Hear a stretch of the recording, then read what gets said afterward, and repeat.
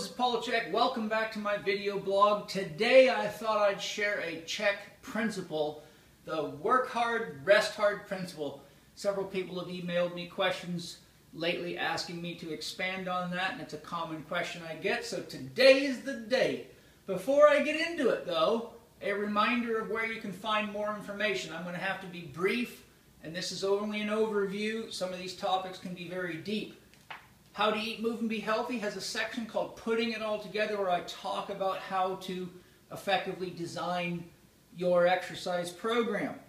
My correspondence course, which is a DVD correspondence course, Program Design, teaches you all about how to manipulate acute exercise variables, reps, sets, loads, tempo, and rest periods. Advanced Program Design gets into much more complex topics such as biomotor ability assessment, breaking down key movement patterns, periodizing for different types of people, whether they be athletes or non-athletes, and things that are much more comprehensive than program design. I also have information on how to better understand some of these concepts in my nice little ebook, The Last 4 Doctors You'll Ever Need, How to Get Healthy Now, which is where I recommend you start if you're a beginner with exercise.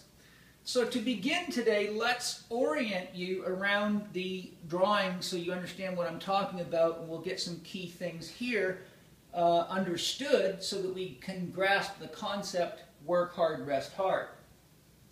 First of all, we must remember the concepts of yin and yang. I've talked about these on many of my video blogs, so hopefully these aren't new concepts. We'll review. The concept of yin means to draw energy in. So you see the arrows moving in. The concept of yang means to expend energy outward. So you see the arrow moving outward. Yin is a rest quality. So when you're in a yin state, you're accumulating energy, which becomes the seed of your new workout. When you're working out, you're expending yourself, which attracts the desire for yin, rest, recovery, regeneration, food, water, etc. So working out attracts the seed of yin or rest, and the two cycle with each other. Yin, in, anabolic. So the yin systems of the body are digestion, elimination, growth, regeneration, rebuild, repair, detoxification. Those types of systems. Yang is largely outward going, and it's more oriented toward the musculoskeletal system as I'm presenting it here. A key feature, remember, you do not get stronger when you're training. That's a very, very big misunderstanding. You get stronger when you're resting. Training is the catabolic, which means tissue destructive cycle, that creates the stimulus by which the body is, shall we say, inspired to grow and develop to meet the challenge in successive events. Many athletes are not getting the performance they want or hit performance plateaus and start training harder and harder, thinking that's the solution, and almost always end up creating more problems such as adrenal exhaustion, injury, etc. Now, a concept that might help those of you that are shall we say, addicted to exercising, thinking you're getting stronger while you're doing it, is understanding that yin is a force that multiplies. It is the attractive force of yin multiplies power. Yin draws energy into its center. So as I've shared before, if you take a piece of bread and throw it in a bowl of water, it will suck water into itself and it will expand. That's the yin energy. If you take that same piece of wet bread and throw it in a hot frying pan, it will express the water out of itself, and it will continue to break that bread down until you have nothing but dust. That dust, if spread on a garden or a field, becomes, shall we say, a nice addition to mineralize the soil, which would be the seed of new growth. So if you look at a forest that's burnt down, like Mount St. Helens, once that forest burns down, a lot of life grows out of it due to the remineralization and ashing of the soil. So everything's working in a cycle. So now that we have the basic concepts of yin, energy flowing in, resources flowing in, yang, energy flowing out, resources flowing out, we also need to look at the cycles. We have day, week, month, year. You can assign any cycle you want. but these are common cycles that we all understand. So here you see winter, spring, summer, and fall. Winter relates to recovery and deep rest. Now think of this as a 24-hour cycle, and it'll help you. So nighttime when you're asleep is your deepest stage of recovery and rest and regeneration. When you awaken, you're in Yang rising, so things are awakening and warming. So if you were working out, that would be a warm-up stage, for example, but this is the morning time. Then we get to summer, which is the heating phase, or the peak action phase. Then we come to fall, which is cooling and slowing down. So here you see peak Yang activity begins to give way to cooling, and the fall period is where you rest and celebrate. You gather the fruits of your harvest. So when you leave the gym and you feel gratified, and now you're excited that you get to have your favorite post-meal shake or bar or hopefully whole food or piece of fruit, then you're in the fall fruiting stage. You get the fruits of your labor in the fall stage, but if you skip the recovery cycle and just go from cooling to awakening, warming, you burn out. You just simply burn out. Okay? So now that we have the basic understanding, we just want to go back to this. Spring is morning.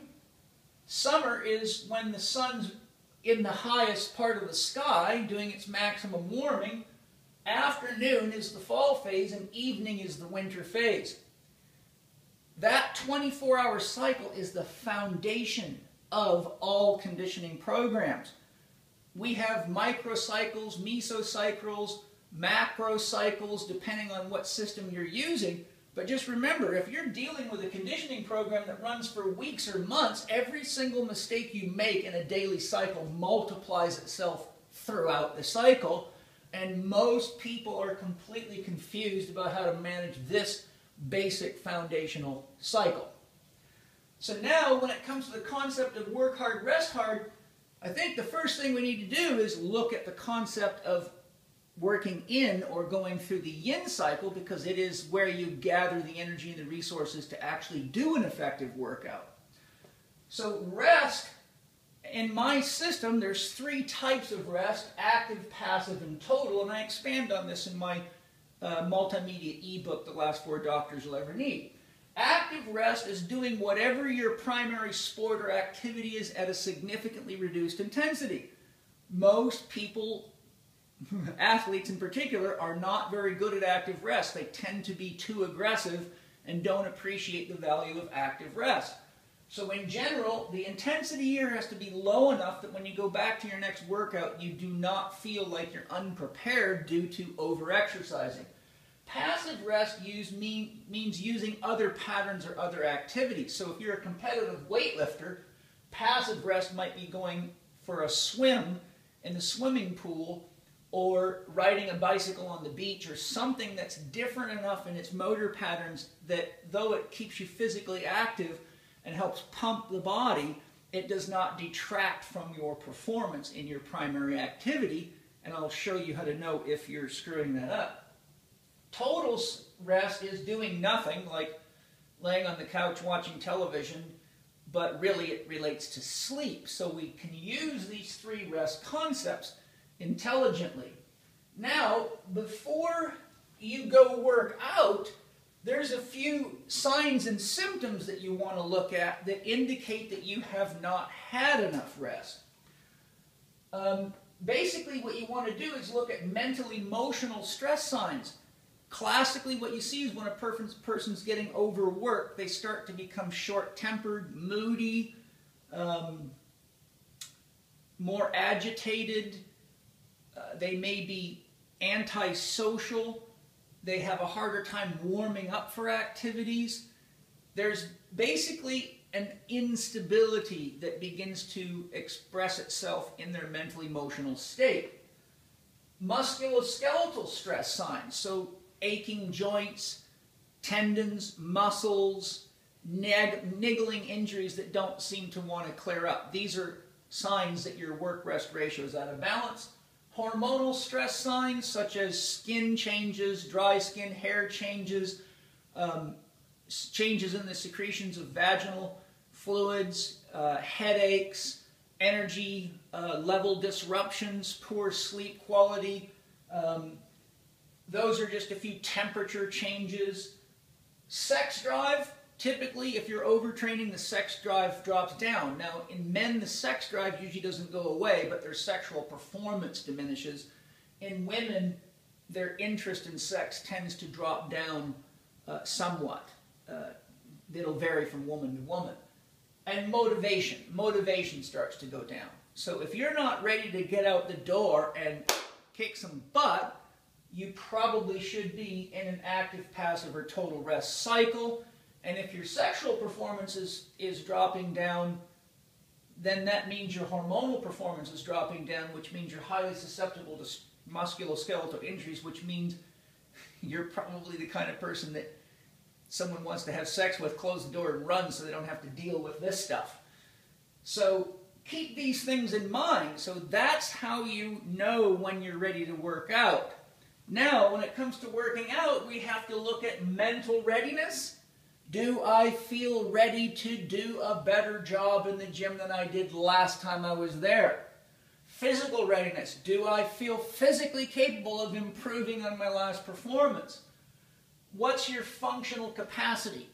In other words, what does your program call for, but what is your functional capacity? Does the program need to be restructured? Are you having a hard time getting the right amount of rest with the other obligations that you have? Maybe you're a guy like me who's very busy, but you're also training for a triathlon, so you're packing a lot in. So you have to always look at what is your functional capacity relative to the goal, dream, or objective, and be realistic. Most people try to follow the program just because it's written on paper, just like they do with religious books. How's that working? So if your functional capacity drops down, it means your risk of injury goes up and your likelihood of getting any kind of productive gains other than just being there and saying, look how many times I turned these pedals over or I warmed the weights up today. That's not real training. That's more of an addiction. What is your specific goal? So what is my mental readiness, my physical readiness, my functional capacity to meet my specific goal? If you're ready to work out, you should have congruence in your body-mind construct that you can go to the gym and at least improve by 1 to 3%, which is a measure that Charlie Francis gave in a seminar at the Swiss conference years ago, talking about how he trains athletes and trained Ben Johnson, and Charles Poliquin has referred to this concept many times as well over the years. So the key thing is if you're adequately rested and you have enough yin, you will have enough energy to add 1 to 3% performance over your last workout. Next, we want to look at the concept of undulating periodization. Basically, there's cycles of conditioning that you have to take a person through if you want an intelligent, long-lasting outcome. First, we must always look at flexibility and stability.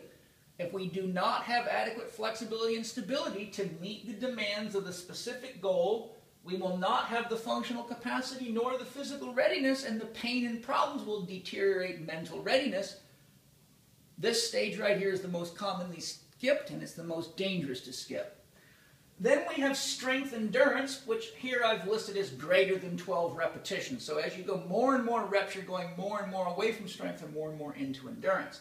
Next, we have a mass development or bodybuilding phase. The rep range is typically 8 to 12 as a bracket. Then we go to maximal strength, 1 to 8 reps. Then we go to power training, which is anything you can do typically in less than 12 seconds, depending on what sport. I'm being very general here. Power training is almost always sport-specific, unless you're going to a gym and jumping into a class that you shouldn't be jumping into, but it's okay. The local orthopedic surgeons love it when you buy them new cars.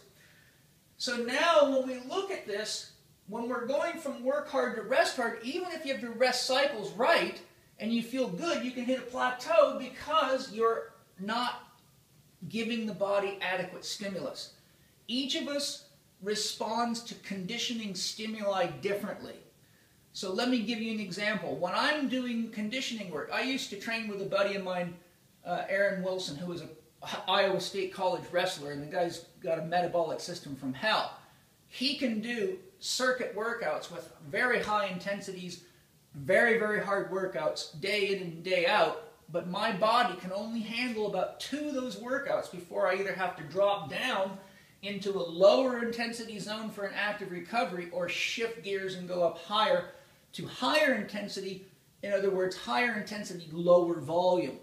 Switching fiber types and switching rest periods creates a psychological shift and a structural shift in emphasis. So it allows the body to get stimulated.